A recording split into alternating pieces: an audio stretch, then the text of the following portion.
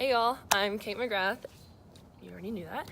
And today my informative speech is going to be on the environment and climate change and why we should ultimately care about it. Piece of grass. When you go outside, what do you see? The tall trees surrounding us in the Pacific Northwest, the blue water that is practically our backyard. Do you hear anything? What if you woke up and one morning this was all gone? The trees were stumps, the water was too toxic to even be around or drink, and there were no more birds, no more little critters going around everywhere. Well, in case you haven't noticed, this is the direction that our world is going in.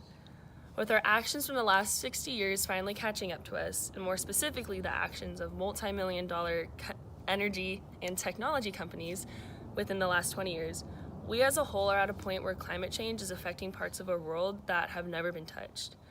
We are now at a point where it's only a matter of slowing down our impact instead of stopping it ultimately. Take the permafrost, for example. Because of our increasing carbon emissions, the temperature in the Arctic has increased by about 1.5 degrees Celsius.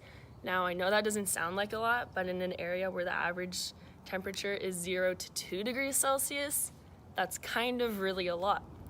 The melting permafrost not only is going to release more carbon into our atmosphere, but it's also going to release methane, which is 20 times stronger than carbon, more lethal, and just overall worse for our atmosphere and our environment. Along with all of that, there have been diseases that were frozen thousands of years ago that could even be released and that humans have never had contact with, so we wouldn't even know how to deal with them. Even locally, the Puget Sound, we see how orca populations have suffered from aquatic pollution. As of January this year, there are more and more predictions of adolescent deaths within the remaining pods in this area because of aquatic pollution such as toxic waste, noise pollution, and even commercialized fishing. Just to name a few, the populations have diminished and they're not reproducing anymore because a lot of the adolescents that were in their breeding time in their life aren't around anymore. So here's the real question: why should you care? Maybe you believe your generation hasn't contributed to major scale climate change, or maybe you believe that you won't be around long enough to really see the drastic changes, or maybe you're still in denial about this whole thing. Well, it's in full effect, to say the least, and you should care. And if you already do care, here's just a few more reasons why. For anyone that cares about our future generations, think about the world that you want your children or even your grandchildren to live in. We are lucky to live in the Pacific Northwest that, quite frankly, looks a lot better than some places in the United States and definitely some places in the world. To say the least, keep it clean and make it better for future generations. Wouldn't you want someone else to be able to live in a place like this? Think about how some children may never get to see a real sea turtle, or how they're not even going to be able to play in the grass because the soil is too toxic. For anyone that is more concerned about the economic impact, think about what it means for there to be no more fossil fuels, no more agricultural gain because they're not able to make any more crops or grow any more crops, or the costly devastation that's created by natural disasters, all because of climate change.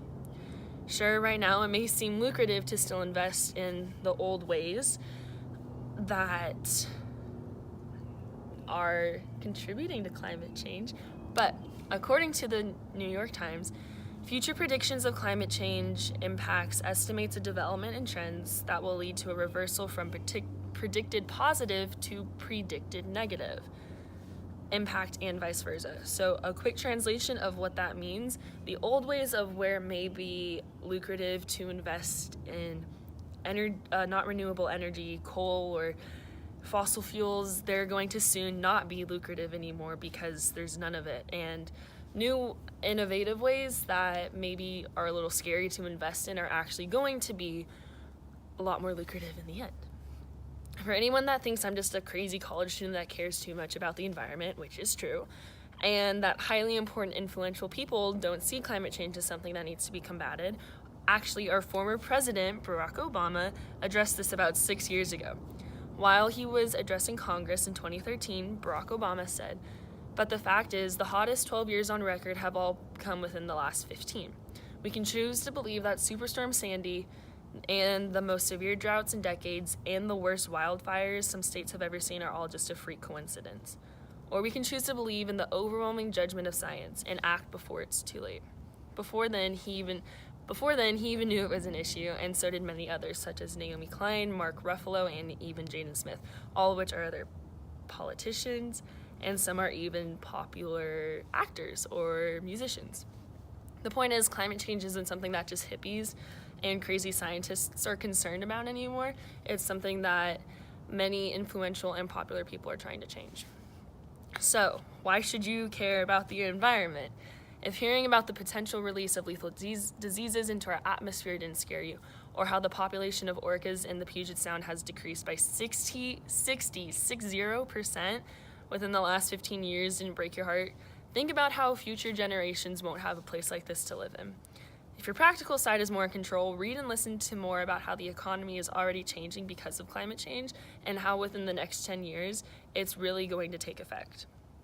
Even so, many more celebrities and politicians are finally fighting for beneficial change. But that doesn't mean that you can't go recycle, go meatless once a week, or even take a shorter shower. So I came up with 10 ways to save the world.